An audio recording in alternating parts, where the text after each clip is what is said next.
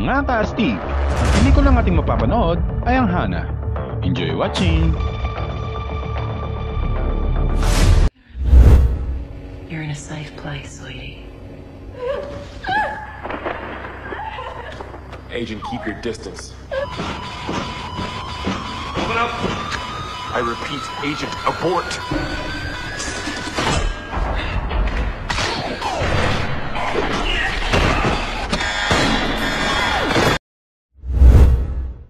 Nagsisimula ang pelikula sa pagpapakita sa isang batang babae na nagngangalang Hana, isang 15 taong gulang na babae na kasama ang kanyang ama sa malayong bahagi ng bansang Finland. Wala silang ibang kasama sa lugar na yun, at ang ama ni Hana ay isang dating miyembro ng CIA na may maraming karanasan sa iba't ibang mga gawain.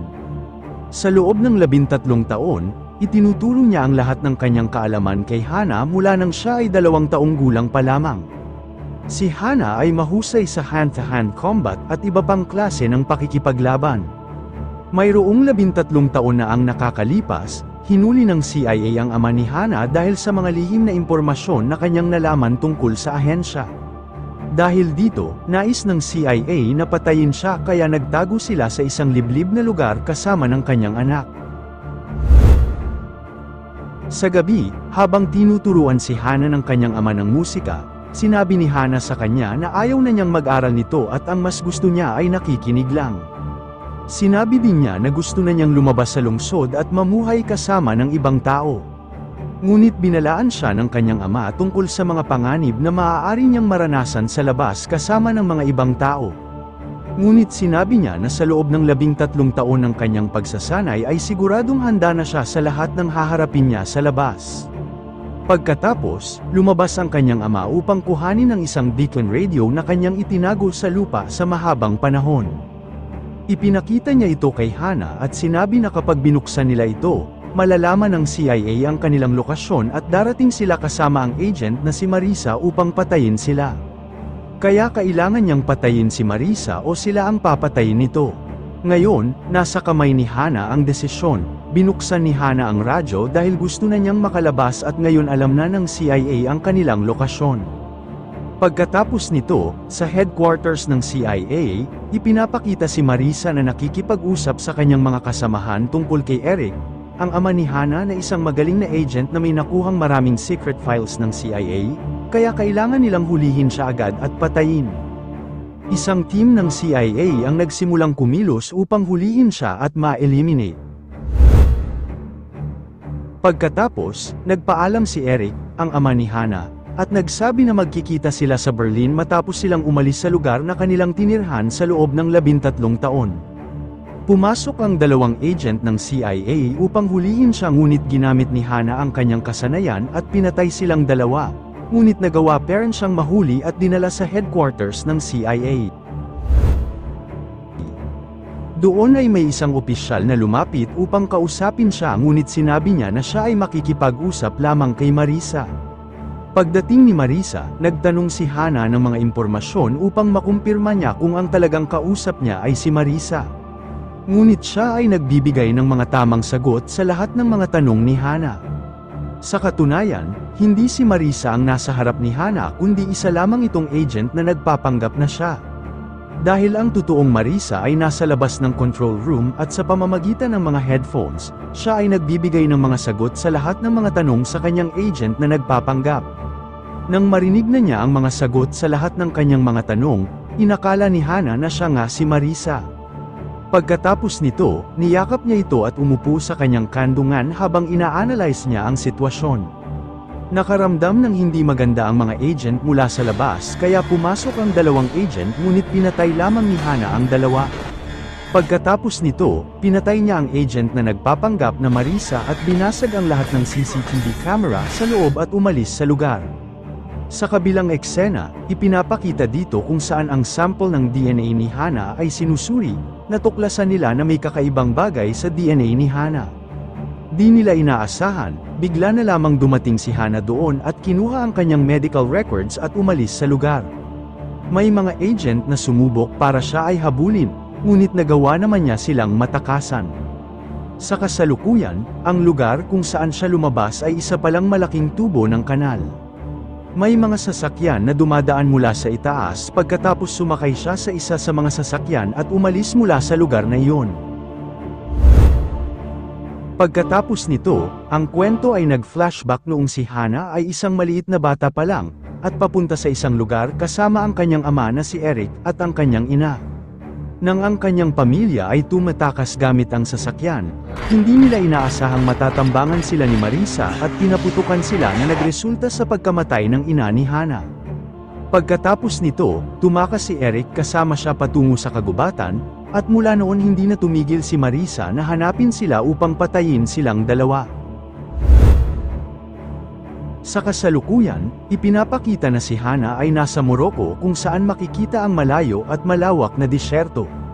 Patuloy siyang naglakbay, kung saan nakakita siya ng ilang mga tao na nagbabanyo kaya ninakaw niya ang kanilang mga damit at sinuot ito, at pumunta sa isang hotel ngunit wala siyang pera. Ngunit nang malaman ng may-ari ng hotel na si Hannah ay nagsasalita ng kanilang lokal na wika, binigyan niya si Hannah ng isang lugar na matutuluyan. Nakilala ni Hannah ang isang batang babae dito na ang pangalan ay Sophie. Matapos ng maikling usapan, inaya ni Sophie si Hannah upang kumain ng hapunan kasama ang pamilya niya. Sumama si Hannah sa kanila kung saan nakilala niya rin ang kanyang mga magulang at nag-dinner silang lahat.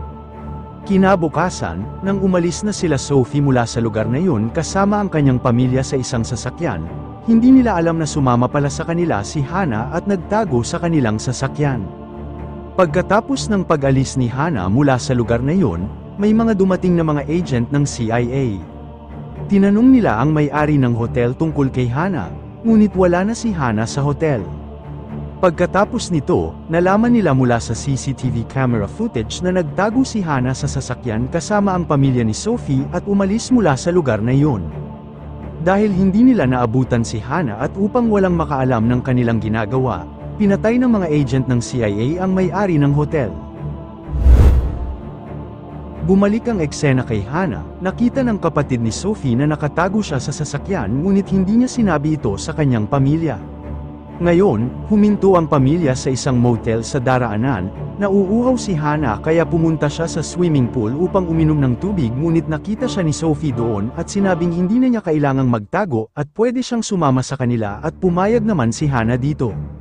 Nakilala rin ni Hannah ang isang batang lalaki na naging kaibigan niya ngunit nang sinubukan siyang halikan nito, pinabagsak niya ito sa lupa. Sa kabilang banda, pumunta si Marisa sa lola ni Hannah at tinanong siya tungkol sa bata, ngunit sinabi ng lola nito na wala siyang alam tungkol kay Hannah. Pagkatapos nito, pinatay ni Marisa ang matanda dahil sa pakiramdam niya ay hindi ito nagsasabi ng totoo sa kanya. Sa kabilang eksena naman, ipinakita ang pagdating ni Eric sa lungsod at napagtanto niya na maraming tao ang sumusunod sa kanya kaya pumasok siya sa isang bakanteng basement. Sa basement, pinalibutan si Eric ng mga taong sumusunod sa kanya. Sa katunayan, silang lahat ay mga agent na gusto siyang hulihin, kaya walang ibang magagawa si Eric kundi labanan ang bawat isa sa kanila.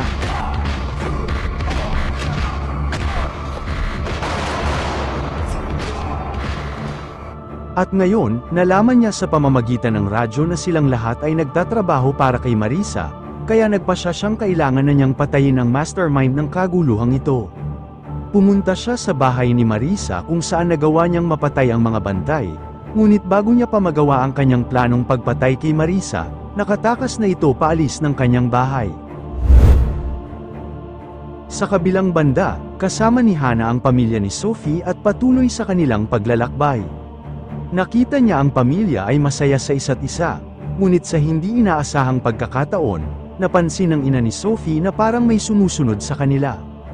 Alam ni Hannah kung sino ang mga taong ito, kaya sinabi niya kay Sophie na kahit ano pa ang mangyari, huwag siyang susunod sa kanya.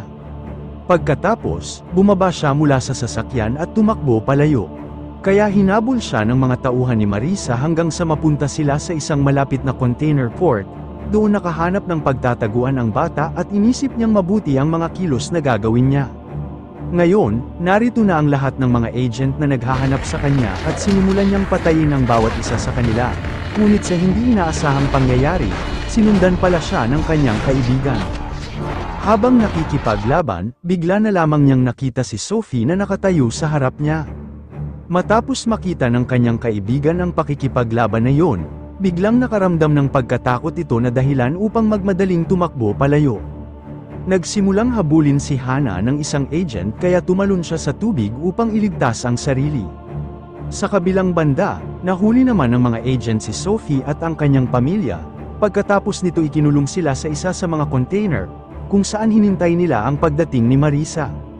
Sinubukan niyang tanungin ang kapatid ni Sophie tungkol kay Hana at sinabi nito na pupunta si Hana sa Berlin para makita ang kanyang ama. Sa parehong oras, makikita si Hana na nakasakay sa isang barko at dumating sa Berlin kung saan kailangan niyang makita ang kanyang ama. Ang lugar ay isang park na may isang tindahan, doon ay nakita niya ang isang magician na nagsabing inaasahan na niya ang pagpunta niya dito. Pagkatapos, ibinigay ng lalaki kay Hana ang isang envelope na may passport at sulat sa loob. Sinabi ng lalaki na kilala niya ang ina ni Hana at magkaibigan sila. Sinabi niya din na ang ina ng bata ay magaling kumanta. Kaya pinarinig niya kay Hana ang awitin ng kanyang ina at sumayaw rin siya. Pagmulat ng kanyang mata, biglang nawala ang bata sa kanyang paningin. Pagkatapos, nakita niya si Marisa na pumapasok kasama ang kanyang mga tauhan at nagtanong kung nasaan si Hana at ang kanyang ama na si Eric.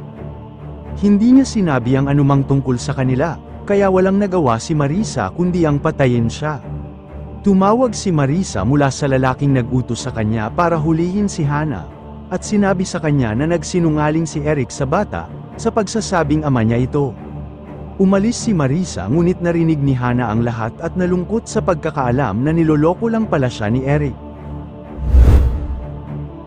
Pagkatapos nito, pumunta siya sa isang piso wifi para i-check ang Friendster ng ama, kung saan nalaman niya na hindi siya kasal at hindi siya tunay na anak ni Eric.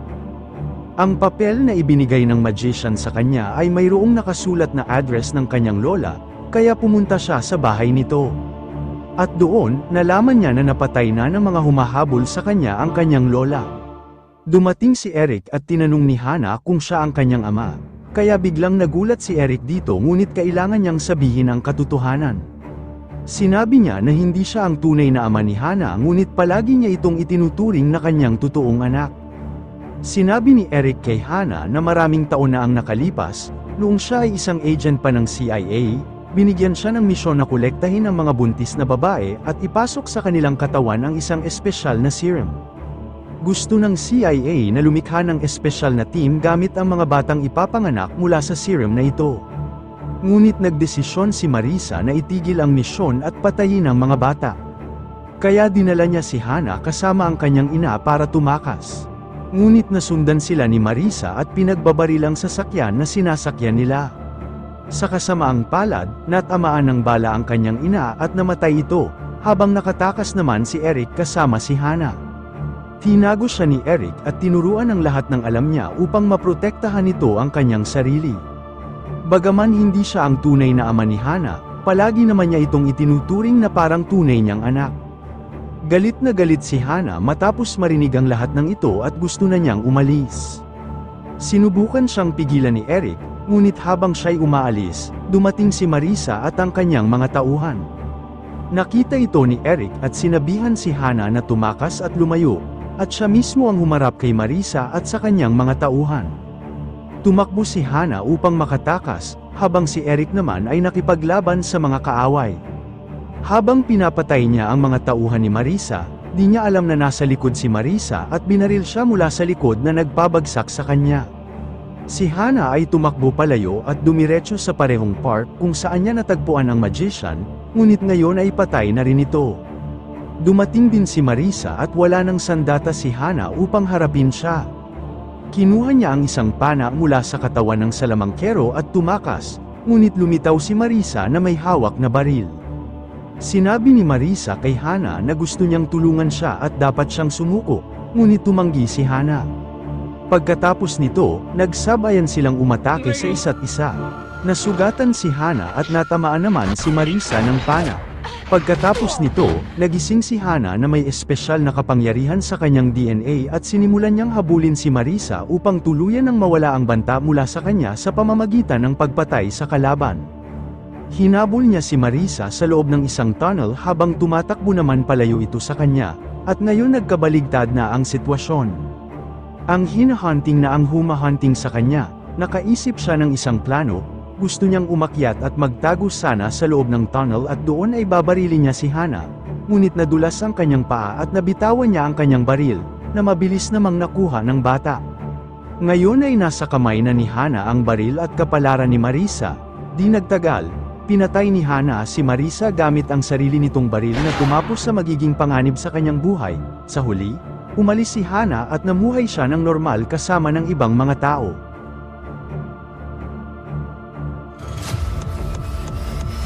Mga kastig, kung nagustuhan ninyo ang inyong napanood, maaari ba akong humingi ng like? Paki-follow and subscribe na rin para updated kayo sa mga gagawin pang mga videos. Salamat!